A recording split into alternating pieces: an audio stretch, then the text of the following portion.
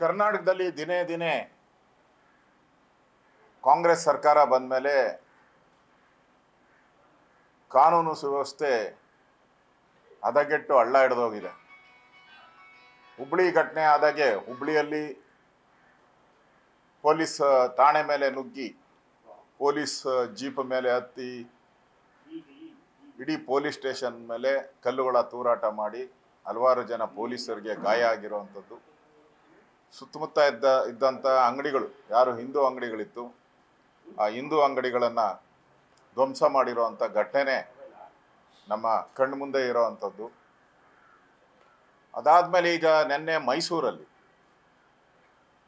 ಮತಾಂಧ ಮುಸ್ಲಿಮರು ಯಾರೋವನೋ ಪೋಸ್ಟರ್ನ ಹಾಕಿದ್ದಾನೆ ಅಂತೇಳಿ ರಾಹುಲ್ ಗಾಂಧಿ ಬಗ್ಗೆ, ಕೇಜ್ರಿವಾಲ್ ಬಗ್ಗೆ ಪೋಸ್ಟ್ ಹಾಕಿದ್ದಾರೆ ಅಂತೇಳಿ ಅಶ್ಲೀಲ ಪೋಸ್ಟ್, ಅದನ್ನು ಈಗಾಗಲೇ ಪೊಲೀಸರು ಅವ್ರನ್ನ ಅರೆಸ್ಟ್ ಮಾಡಿ ಜೈಲಿಗೆ ಕಳಿಸಿದ್ದಾರೆ. ಆದರೆ ಅಲ್ಲಿರೋವಂಥ ಮತಾಂಧ ಮುಸ್ಲಿಮರು ನಿನ್ನೆ ಸಂಜೆ 6 ಗಂಟೆಯಿಂದ 7 ಗಂಟೆಯಲ್ಲಿ ಸುಮಾರು 5-6 ಚೀಲ ಕಲ್ಲುಗಳನ್ನು ತುಂಬಿಕೊಂಡು ಬಂದು ಇಡೀ ಪೊಲೀಸ್ ಸ್ಟೇಷನ್ ಮೇಲೆ ಹಲ್ಲೆ ಮಾಡಿದ್ದಾರೆ. ಪೊಲೀಸರಿಗೆ ಗಾಯ ಆಗಿದೆ.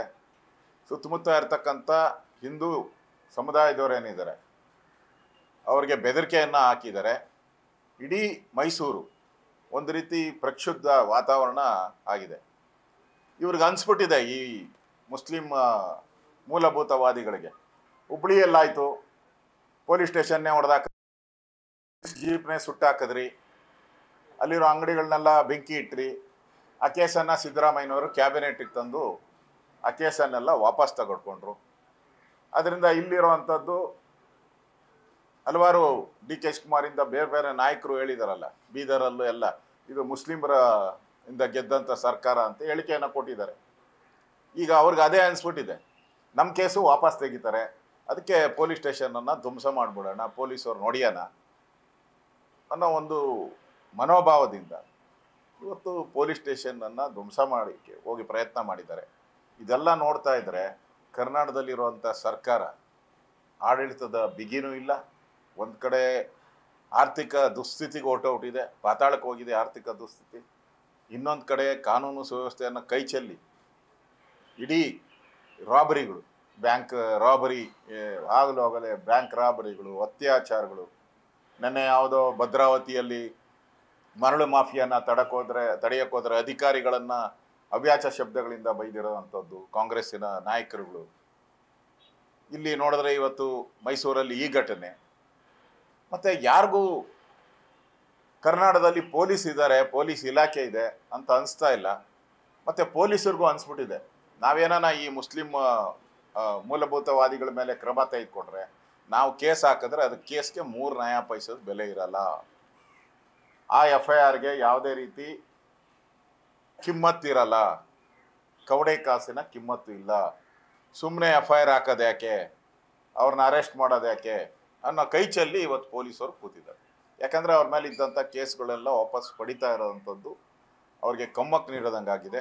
ಈ ಎಲ್ಲ ಘಟನೆಗಳಿಂದ ಹುಬ್ಬಳ್ಳಿಯಲ್ಲಿ ಕೇಸ್ ವಾಪಸ್ ತಗೊಂಡಿರೋದ್ರಿಂದನೇ ಇವತ್ತು ಇಡೀ ಕರ್ನಾಟಕದಲ್ಲಿ ಈ ಥರ ದೊಂಬಿ ಗಲಭೆ, ಪೊಲೀಸ್ ಸ್ಟೇಷನ್ ಬಗ್ಗೆ ಭಯನೇ ಇಲ್ಲ, ಪೊಲೀಸರ ಬಗ್ಗೆ ಭಯನೇ ಇಲ್ಲ ಅಂತ ಹೇಳಿದ್ರೆ ರಾಜ್ಯದಲ್ಲಿ ಕಾನೂನು ಸುವ್ಯವಸ್ಥೆ ಬದುಕಿದೆಯಾ ಸತ್ತಿದೆಯಾ? ಇದೊಂಥರ ಪಾಪಿ ಸರ್ಕಾರ ಯಾಕನ ಬಂತು ಅಂತ ಜನ ಈ ಪಾಪಿ ಸರ್ಕಾರ ಅಂತೇಳಿ ಜನ ಟೀಕೆ ಮಾಡುವಂಥ ಒಂದು ಪರಿಸ್ಥಿತಿಯನ್ನು ನೋಡ್ತಾ ಇದ್ದೀರಿ.